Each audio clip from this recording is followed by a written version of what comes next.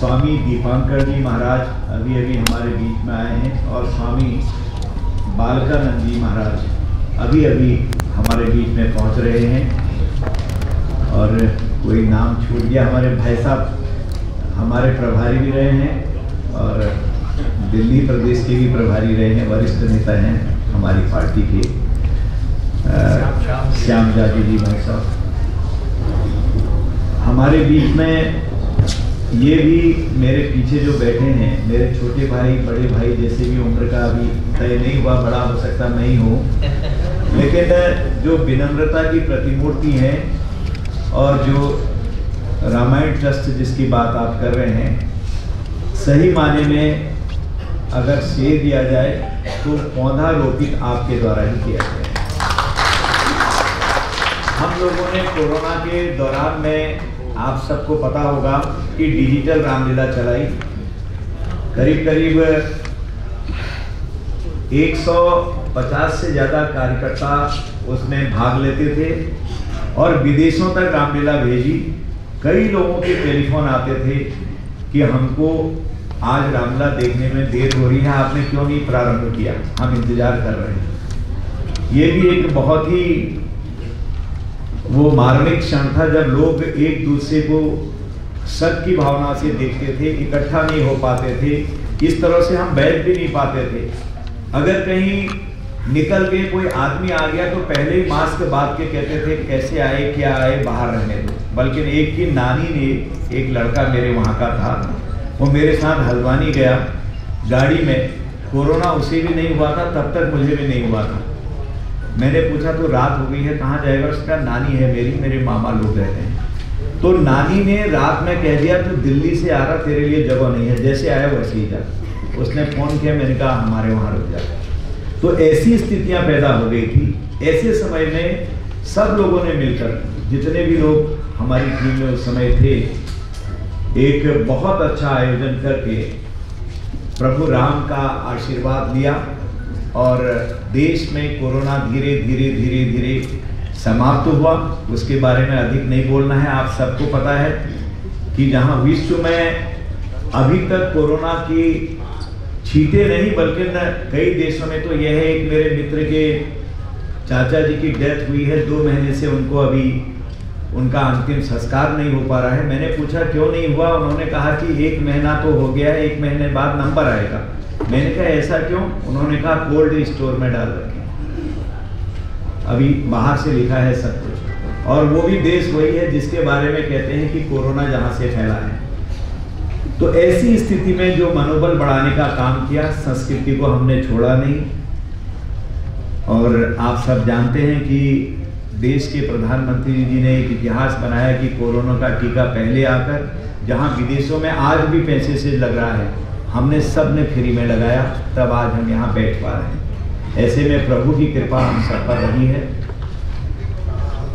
मुझे अधिक कुछ नहीं कहना है। हमारे मन में एक विचार ये आया, सुशांत जी से बात हुई कि तू लाख कमा ले हीरा मोती, पर याद रखना कफन पर जेब नहीं होती। आदमी को जाना पड़ता है, कोई कितना धनवान हो, अनवान हो और अपना भाग्यशाली हो, खूबसूरत हो, जाना तो पड़ेगा। लेकिन याद वही किए जाते हैं जो कुछ काम करते रहें, करते रहें, करते रहें। आज भी आप देख रहे हैं समाज में, तो इस तरह से लगातार काम करना चाहिए, कुछ सोचना चाहिए, क्योंकि राम मंदिर बन गया। प्रभु राम ने कहा होगा कि मोदी जी जब आप प्रधानमंत्री होंगे तब आप ही करोगे, श्री गणेश हो गया उनके हाथ से। लेकिन इस पीरियड में जब से राम मंदिर उस समय तोड़ा गया, 500 साल जिसे हम कहते हैं, वहां से बीच का खालखंड जब तोड़ा गया, कितनी हत्याएं हुई, कितने साधु संतों ने बलिदान दिया, देश की जनता ने कितना बलिदान दिया। और बलिदान देने के बाद तब शिलान्यास हुआ।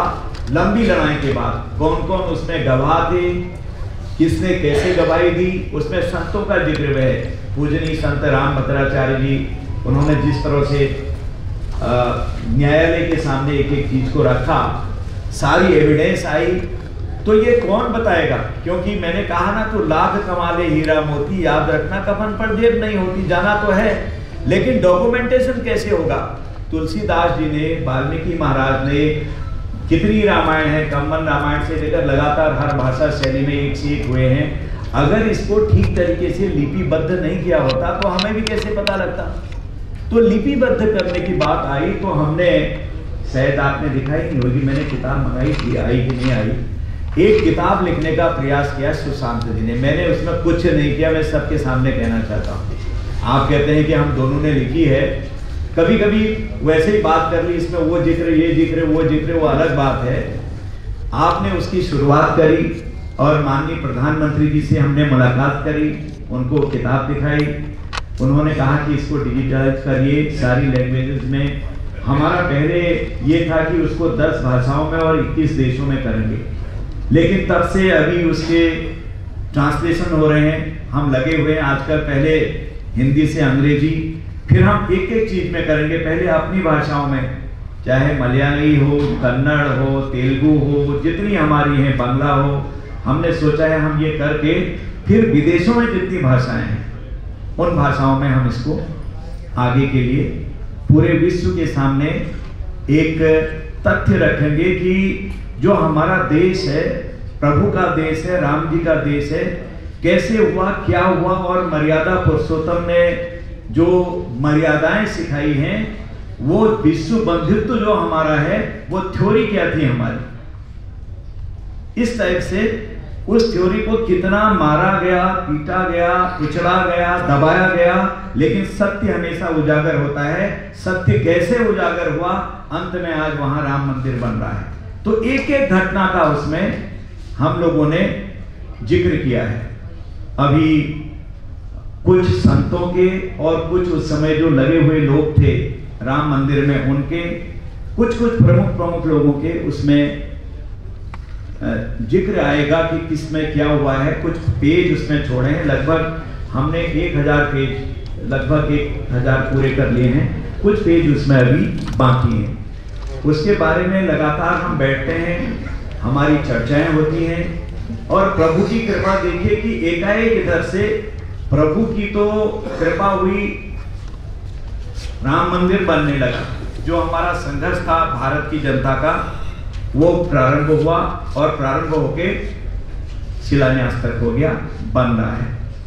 पर ऐसी प्रेरणा फिर आई कि माता सीता जो पद पर प्रभु पर रही, उन्होंने कहा मुझे राजधर्म नहीं चाहिए, राजघराना नहीं चाहिए।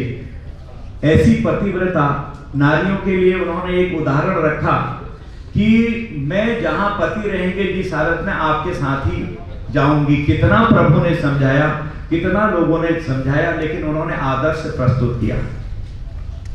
तो उनका जो सीतामढ़ी में बनाने का विचार आया, हल्का फुल्का विचार आया, आते आते आते आते आज इतना विस्तृत रूप ले लिया कि हमारे वहां पर मैं समझता हूं कि 12.5 एकड़ जमीन की तो रजिस्ट्री हो गई है और 25 एकड़ जमीन का एग्रीमेंट हो गया है। लोग खुले दिल से दे रहे हैं और पूरे देश की जनता और हमारी टीम जगह जगह जाके, और पूज्य संत समाज, उन्होंने बहुत ही तहे दिल से कहा कि इसे आगे होना ही चाहिए। प्रभु अयोध्या में, माता सीतामढ़ी में। वैसे तो माता, प्रभु, भ्राता, बजरंगबली सब साथ में है, लेकिन मायका है, आप जानते हैं सब। उत्पत्ति कैसे हुई इतिहास में जाने की आवश्यकता नहीं।